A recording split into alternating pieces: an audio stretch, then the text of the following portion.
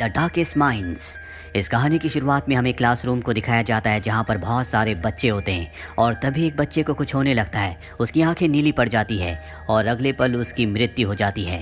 हमें न्यूज़ में बताया जाता है कि संसार में एक ऐसी बीमारी फैल चुकी है जिसे IAAN कहा जाता है, यानी कि idiopathic adolescent acute neuro degeneration. और इस बीमारी से लगभग 90% चिल्ड्रन और टीनेजर्स की मौत हो चुकी है। इस बात से पूरी दुनिया बहुत ही परेशान होती है। किसी को कुछ समझ नहीं आता कि क्या करना चाहिए। यूएस का जो प्रेसिडेंट होता है उनका बेटा भी इसी बीमारी से ग्रस्त होता है और वो डॉक्टर्स की देखरेख में होता है। दरअसल इस बीमारी का अब तक कोई भी इलाज नहीं ढूंढ पाया। प्रेसिडेंट सबको कहते हैं कि अगर किसी भी बच्चे के अंदर आपको इस तरह के लक्षण दिखे तो उसे CDC डिपार्टमेंट में एडमिट करवा दिया जाए ताकि वो डॉक्टर्स की निगरानी में रहे। यही हमें एक फैमिली को दिखाया जाता है जहाँ पर रूबी नाम की एक बच्ची होती है। रूबी का आज बर्थडे है। उसके पिता उसके बर्थडे पर उसे एक की रिंग देते हैं। उसके माता पिता उसके लिए बहुत चिंतित है, कहीं रूबी भी उस बीमारी से ग्रस्त ना हो जाए। पर रूबी फिलहाल बिल्कुल ठीक होती है। अब रात को जब रूबी के माता पिता सो रहे होते हैं तभी वो उनके पास जाकर लेट जाती है और अगले पल उसकी आंखों का रंग बदल जाता है, वो ऑरेंज हो जाता है, जिससे रूबी डर जाती है और अपने माता पिता के कमरे से निकल जाती है। अब अगली सुबह रूबी अपनी मॉम के पास जाती है तो उसकी मॉम उसे नहीं पहचानती। वो रूबी से पूछती है, क्या तुम कहीं खो गई हो? रूबी कहती है कि मैं आपकी बेटी हूँ। वो अपनी मॉम को वो की रिंग भी दिखाती है जो उसे बर्थडे पर गिफ्ट किया गया था, पर उसकी मॉम उसे नहीं पहचानती और एक कमरे में बंद कर देती है। और अगले पल यहाँ पर दो आदमी आते हैं और रूबी को पकड़ कर ले जाते हैं, जहाँ पर रूबी देखती है कि और भी बहुत सारे बच्चे हैं। दरअसल जो भी बच्चे इस बीमारी से ग्रस्त होते हैं उनके अंदर अलग अलग तरह की पावर्स आ जाती है। हर किसी की आंखों का रंग अलग अलग होता है। जिनकी आंखों का रंग ब्लू होता है उनके अंदर टेलीकाइनेसिस की पावर होती है। जिनकी आंखों का रंग येलो होता है वो इलेक्ट्रिसिटी को कंट्रोल कर सकते हैं। ग्रीन आंखों वाले बहुत ज्यादा इंटेलिजेंट होते हैं। रेड आंखों वाले बहुत ज्यादा खतरनाक होते हैं और फायर को कंट्रोल कर सकते हैं। और इन सब में सबसे ज्यादा खतरनाक होते हैं ऑरेंज आंखों वाले, क्योंकि वो किसी के भी माइंड को पढ़ सकते हैं, साथ ही किसी के माइंड को मैनिपुलेट कर सकते हैं, यानी कि उसके मन के थॉट्स को, उसके मन में चीज़ों को बदल सकते हैं। और रूबी के अंदर भी ऑरेंज आंखों वाले सिम्टम्स हैं और यहाँ इस नई दुनिया में रेड और ऑरेंज आंखों वाले बच्चों को मार दिया जाता है। डॉक्टर रूबी को चेक करता है और उसके सिस्टम में आ जाता है कि उसकी आंखें ऑरेंज है, यानी कि उसकी आंखों के अंदर ऑरेंज वाले सिम्टम्स है। वो रूबी को मारने की तैयारी कर रहा होता है। रूबी को समझ में आ जाता है। रूबी वहाँ से भागने की कोशिश करती है लेकिन डॉक्टर उसे पकड़ लेता है। लेकिन अब रूबी डॉक्टर के हाथों को टच करके उसके माइंड को पूरी तरह से बदल देती है, यानी कि उसके माइंड में ये डाल देती है कि उसकी आंखें ऑरेंज नहीं बल्कि ग्रीन है। इसीलिए डॉक्टर उसे छोड़ देता है। इसके बाद रूबी को ग्रीन टीम में शामिल कर दिया जाता है। ग्रीन वो बच्चे होते हैं जो कि बहुत ही इंटेलिजेंट होते हैं। वक्त बीतता है और 6 साल बीत जाते हैं। रूबी अब उन बच्चों के साथ काम करती है जो कि बहुत ही दिमाग वाला काम करते हैं, पर रूबी उनके साथ अच्छे से मैनेज नहीं कर पाती क्योंकि उसके अंदर ऑरेंज आंखों वाली शक्तियां हैं। और एक दिन एक गार्ड को रूबी के ऊपर शक हो जाता है। बच्चों के ऊपर फ्रीक्वेंसी टेस्ट किया जाता है जिससे पता चल जाता है कि किस बच्चे के अंदर इस रंग की आंखों वाली शक्तियां हैं। दरअसल इनकी आंखों का रंग तभी बदलता है जब ये अपनी शक्ति का इस्तेमाल करते हैं। और अब इनके ऊपर जब फ्रीक्वेंसी टेस्ट होता है तो रूबी बेहोश हो जाती है।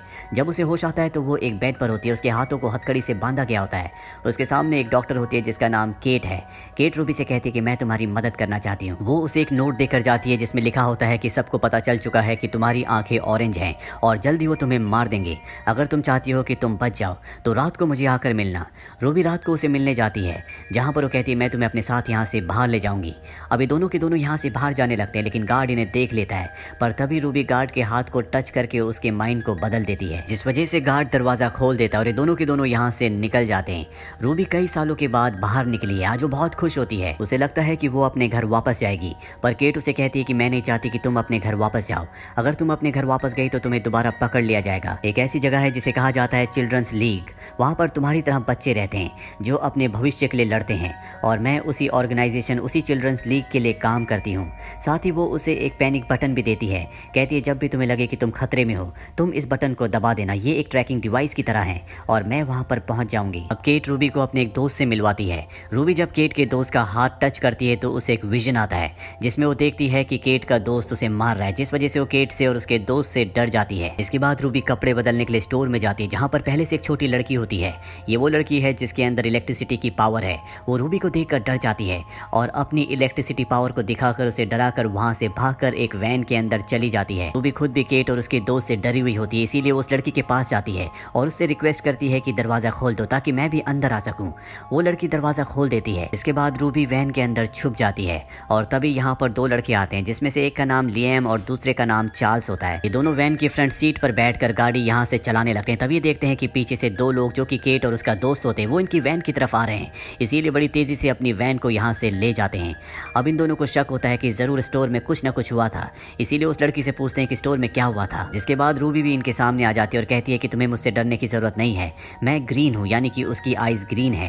ग्रीन वाले हार्मफुल नहीं होते। जहाँ एक तरफ इनके पीछे केट और उसका साथी गाड़ी से इनका पीछा कर रहे होते हैं, वहीं इनके सामने एक दूसरी गाड़ी होती है जो लेडी जेन की है। लेडी जेन वो है जो बच्चों को पकड़कर वापस उसी जगह उसी कैंप में ले जाती है जहाँ पर उन्हें कैद करके रखा जाता है। दरअसल इन चारों के अंदर अलग अलग पावर्स हैं। यहाँ पर जो लिएम होता है वो ब्लू होता है, जिनके अंदर टेलीकाइनेसिस की पावर्स होती हैं और वो अपनी पावर्स का इस्तेमाल करके केट और लेडी जेन को चकमा देकर यहाँ से निकल जाता है। अभी एक सुरक्षित जगह पर पहुंच चुके हैं। रूबी इनको छोड़कर जा रही होती है, लेकिन तभी लियाम उसे कहता है कि हम यहाँ से ईस्ट रिवर की तरफ जा रहे हैं। वहाँ पर एक कैंप है जो पूरी तरह से सुरक्षित है, जो एक ऑरेंज आंखों वाला लड़का चलाता है। तुम्हें भी हमारे साथ वहाँ चलना चाहिए।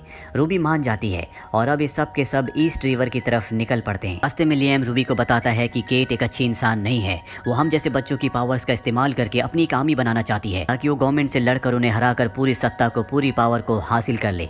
अब रास्ते में ये एक होटल में रुकते हैं और जब सब रात को सो रहे होते हैं तभी रूबी का हाथ उस छोटी बच्ची के हाथ पर टच होता है। उसे एक विजन आता है जिसमें वो देखती है कि लियाम ने बहुत सारे बच्चों को गवर्नमेंट कैंप से आज़ाद करवाया था, जिसमें वो बच्ची भी है जिससे उसका अभी हाथ टच हुआ है। इस विजन को देखने के बाद उसे समझ में आ जाता है कि लियाम एक अच्छा लड़का है, वो अपने जैसों की मदद करता है। और अब ये अपने सफ़र पर एक बार फिर से आगे बढ़ जाते हैं। रास्ते में ये एक मॉल के अंदर जाते हैं जहाँ पर पहले से 4 बच्चे होते हैं। ये उनके ऊपर हमला कर देते हैं, पर जल्दी इन्हें पता चल जाता है कि ये चारों भी उन्हीं की तरह हैं जो कैंप से भाग कर आए हैं और ये सब भी ईस्ट रिवर जा रहे हैं। लेकिन ईस्ट रिवर की वो जगह, वो लोकेशन जहाँ पर वो कैंप है, उसकी एग्जैक्ट लोकेशन किसी को नहीं पता। इनके पास एक क्लू होता है और उस क्लू को चार्ल्स, जो कि एक ग्रीन है, जो कि रूबी का साथी है, वो बहुत जल्दी डिकोड कर देता है और अब इन्हें पता है कि इन्हें कहाँ पर जाना है। वो जो 4 लोग होते हैं वो अपने सफ़र पर निकल जाते हैं, पर लियाम रूबी को और अपने साथियों को उस जगह ना ले जाकर रूबी के घर ले आता है, क्योंकि रूबी ने उसे कहा था कि वो अपने मॉम डैड से मिलना चाहती है। और अब लियाम और रूबी के घर की तरफ जाते हैं। रूबी जब अपने घर के दरवाजे पर पहुंचती है तो वो अपने मॉम डैड को देखती है और उसे एहसास होता है कि उसके मॉम डैड उसे नहीं पहचानेंगे। दरअसल जब पहली बार उसकी शक्तियां एक्टिवेट हुई थी तो उसी की वजह से उसके मॉम डैड उसे हमेशा के लिए भूल गए हैं। रूबी अपने घर से दुखी होकर वापस आ जाती है जहाँ पर लियाम होता है और अब लियाम और रूबी अपनी वैन की तरफ जा रहे होते हैं। तभी वहाँ पर लेडी जेन आ जाती है जो बच्चों को पकड़कर वापस गवर्नमेंट कैंप में ले जाती है जहाँ पर बच्चों को कैद करके रखा जाता है। लियाम को और रूबी को गन पॉइंट पर ले लेती है। वैन के पास दिखाया जाता है कि चार्ल्स को और दूसरी छोटी बच्ची को उसने पहले से बांध कर वहाँ पर रखा होता है और तभी रूबी उसका हाथ पकड़ लेती है और उसके माइंड को कंट्रोल करती है, जिसके बाद वो उसे कमांड देती है कि तुम्हें जंगल की तरफ जाना होगा और अब तुम कभी नहीं रुकोगी। लेडी जेन जंगल की तरफ जाने लगती है, पर अब यहाँ पर लियाम को, चार्ल्स को और उस छोटी लड़की को ये पता चल चुका है कि रूबी ग्रीन नहीं बल्कि ऑरेंज है, जो कि सबसे ज़्यादा खतरनाक होते हैं, जिन्हें मार दिया जाता है। रूबी ने अपनी पावर्स बहुत ज़्यादा इस्तेमाल की होती है, इसीलिए वो बेहोश हो जाती है और जब उसे होश आता है तो वो देखती है कि उसके चारों तरफ उसके तीनों दोस्त हैं, यानी कि लियाम, चार्ल्स और वो छोटी लड़की। रूबी इन्हें छोड़कर जाना चाहती है, उसे लगता है कि ये उससे डर जाएंगे, पर वो उसे ऐसा करने से मना करते हैं और कहते हैं कि हम साथ रहेंगे। वे सब के सब अपनी वैन को वहीं छोड़कर ईस्ट रिवर की तरफ निकल पड़ते हैं और जल्दी ये ईस्ट रिवर तक पहुंच जाते हैं जहां पर इन्हें उस ग्रुप का लीडर मिल जाता है जो इस पूरे कैंप को चलाता है। यहाँ पर सभी पावर्स वाले बच्चे सुरक्षित हैं और इस ग्रुप का जो लीडर होता है वो प्रेसिडेंट का बेटा होता है, जो बचपन में इस बीमारी से ग्रस्त था। वो कभी इस बीमारी से ठीक नहीं हुआ और वो भी रूबी की तरह ऑरेंज है। वो इन सब का वहाँ पर स्वागत करता है। साथ ही वो रूबी को बताता है कि मैं तुम्हें सिखाऊंगा कि अपनी पावर्स को कैसे इस्तेमाल किया जाता है। रात को जब रूबी उसके पास जाती है तो रूबी के वो हाथ पकड़ता है, जिससे वो रूबी की पास्ट की मेमोरीज में जाता है, जहाँ पर उसे पता चलता है कि जब रूबी के अंदर पहली बार ये शक्तियाँ आई थी तो उसने जानबूझकर अपने मॉम डैड की मेमोरीज से अपने आप को हमेशा के लिए मिटा दिया था, ताकि उसके जाने के बाद उसके मॉम डैड को कभी भी दुख ना हो। रूबी की इस पावर से प्रेसिडेंट का बेटा बहुत ज्यादा इंप्रेस हो जाता है। रूबी कहती है कि मुझे खुद नहीं पता कि मैंने ये उस वक्त कैसे किया था। और अब रूबी अपने दोस्त चार्ल्स के पास जाती है। चार्ल्स कहता है कि मैं अपनी मॉम डैड को बहुत मिस करता हूँ, काश मैं उनसे बात कर पाता। रूबी कहती है कि मैं कोशिश करूंगी कि तुम अपने मॉम डैड से बात करो। वहीं हमें प्रेसिडेंट के बेटे को दिखाया जाता है जो अब भी आर्मी से पूरी तरह से कनेक्टेड होता है, यानी कि वो उस कैंप से जुड़ा हुआ है जिस कैंप में बच्चों को बंदी बनाकर रखा जाता है और वो उनसे चैट कर रहा होता है। तभी वहाँ पर रूबी आ जाती है और वो कहती है कि मेरा दोस्त चार्ल्स अपने मॉम डैड से बात करना चाहता है, उसे तुम्हारा लैपटॉप चाहिए होगा। वो कहता है कि वो बात कर सकता है, लेकिन इसके बदले तुम्हें मुझे अपनी मेमोरी को इरेज करने वाली पावर को सिखाना होगा। रूबी उसे अपनी पावर सिखा देती है और इसी प्रोसेस के दौरान प्रेसिडेंट का बेटा उसके माइंड को कंट्रोल करके उसका फायदा उठाने की कोशिश करता है। रूबी को ये बात पता चल जाती है, वो जानती है कि यहाँ पर बहुत खतरा है और प्रेसिडेंट का बेटा कोई अच्छा इंसान नहीं है, बल्कि वो उसकी पावर को इस्तेमाल करके, यानी कि जो उसने उसे पावर सिखाई है, उसकी पूरी मेमोरीज को मिटाना चाहता है और उसे अपने साथ मिलाना चाहता है। साथ ही वो गवर्नमेंट को भी पूरी तरह से अपने कंट्रोल में लेना चाहता है और अब उसके पास वो पावर भी है जिससे वो किसी की भी यादों को पूरी तरह से मिटा सकता है।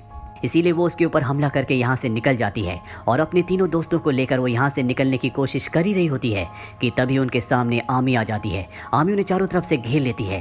लियाम अपनी टेलीकाइनेसिस की पावर से उन्हें कंट्रोल करने की कोशिश करता है और तभी वहाँ पर प्रेसिडेंट का बेटा आ जाता है, जो कि ऑरेंज है, जो कि बहुत ही शक्तिशाली है और वो अपनी पावर से लियाम को बहुत कमजोर कर देता है। ये देखकर रूबी को बहुत गुस्सा आता है और वो अपनी पावर से आर्मी चीफ को मार देती है। साथ ही इनकी टीम में जो छोटी लड़की होती है उसके अंदर इलेक्ट्रिसिटी की पावर होती है। इसके बाद ये सब अपनी पावर का इस्तेमाल करते हैं और यहाँ से निकलने लगते हैं। पर अब यहाँ पर आर्मी के हेलीकॉप्टर आ जाते हैं, जहाँ पर उनके पास वो बच्चे भी होते हैं जिन बच्चों को उन्होंने अपने काबू में करके अपनी एक आर्मी बनाई होती है और वो सब इनके ऊपर हमला कर देते हैं। वो भी अपने तीनों साथियों को यहाँ से जाने के लिए कहती है क्योंकि लियाम की हालत बहुत ज़्यादा खराब होती है और इसके बाद वो अपनी माइंड पावर से सभी सोल्जर्स को अपने साथ ले आती है, यानी कि अब वो सब उसके लिए लड़ेंगे। पर प्रेसिडेंट का बेटा भी उनके माइंड को कंट्रोल कर लेता और उन सब को मार देता है। इसके बाद वो रूबी के माइंड को भी कंट्रोल कर लेता है। रूबी उसके सामने बैठी होती है, उसे लगता है कि उसने रूबी के माइंड को कंट्रोल कर लिया है, लेकिन ऐसा नहीं होता और अगले पल रूबी ऊपर से एक हेलीकॉप्टर गिराती है और जब वो वहां से भाग रही होती है तो ब्लास्ट की वजह से वहीं पर गिर जाती है। तभी चार्ल्स वहां पर आता और उसे बचाकर उस जगह से ले जाता है, पर चार्ल्स अब बहुत बुरी तरह से जख्मी हो चुका है। वो चाहकर भी रूबी के साथ नहीं जाता। रूबी के पास जो पेंडेंट होता है जिसमें एक बटन है जो कि केट ने उसे दिया था और कहा था कि जब भी तुम इसे दबाओगी तो मैं वहां पर आ जाऊंगी, वो उसे दबा देती है ताकि उसके दोस्त चार्ल्स की और उसकी जान बचाई जा सके। वो लियाम को यहाँ से जाने के लिए कहती है, लेकिन लियाम कहता है कि मैं तुम्हें छोड़कर नहीं जाऊंगा क्योंकि वो उससे प्यार करता है। और अब यहाँ पर केट आ जाती है। इसके बाद इन चारों को चिल्ड्रंस लीग ले आते हैं। यहाँ पर केट रूबी को बताती है कि चार्ल्स को हॉस्पिटल में एडमिट कर दिया गया है, साथ ही तुम्हारे साथ जो छोटी बच्ची थी उसे एक अच्छी फैमिली में शिफ्ट कर दिया गया है। रूबी केट से कहती है कि मैं तुम्हारे लिए काम करने को तैयार हूँ, मैं तुम्हारी सोल्जर बन जाऊंगी, लेकिन तुम्हें लियाम को यहाँ से जाने देना होगा क्योंकि वो कभी भी चिल्ड्रंस लीग में नहीं रहने देना चाहता था। केट उसकी बात मान जाती है। इसके बाद वो लियाम के पास जाती है। वो जानती है कि लियाम कभी उसे छोड़कर यहाँ पर नहीं जाएगा। ये दोनों एक दूसरे से बहुत प्यार करते हैं। ये दोनों एक दूसरे के साथ अब बहुत सारी बातें करते हैं, बहुत अच्छा वक्त बिताते हैं। और इसके बाद रूबी लियाम की यादों से अपने आप को मिटा देती है, जैसे बचपन में उसने अपने माता पिता की मेमोरीज से अपने आप को मिटा दिया था। अब यहाँ पर केट आती है। केट को देखकर लियाम पूछता है कि मैं इस वक्त कहाँ पर हूँ। वो बताती है कि तुम चिल्ड्रंस लीग में हो, अगर तुम यहाँ पर रहना चाहो तो रह सकते हो, लेकिन लियाम यहाँ पर नहीं रहना चाहता। साथ ही वो रूबी को पूरी तरह से भूल चुका होता है, जिससे रूबी को बहुत दुख होता है। रूबी उसे गेट तक छोड़ने के लिए जाती है और लियाम यहाँ से निकल जाता है। इसके बाद रूबी को यहाँ पर जितने भी बच्चे होते हैं उनका लीडर बना दिया जाता है क्योंकि वो यहाँ पर इकलौती ऑरेंज है। वहीं दूसरी तरफ हमें प्रेसिडेंट के बेटे को दिखाया जाता है जो अब भी जिंदा होता है और उसके सामने उसकी आर्मी होती है जिन सब के माइंड को उसने कंट्रोल किया हुआ है। और इसीलिए केट ने अपनी आर्मी बनाई होती है ताकि वो इनका, यानी कि गवर्नमेंट के सोल्जर्स का और उनकी ऑर्गेनाइजेशन का सामना करे, उनका विरोध करे और किसी भी बच्चे को कभी भी बंदी बनाकर ना रखा जाए। इसी के साथ ये फिल्म, ये कहानी यहीं पर खत्म हो जाती है। उम्मीद करते हैं कि ये कहानी आपको पसंद आई होगी।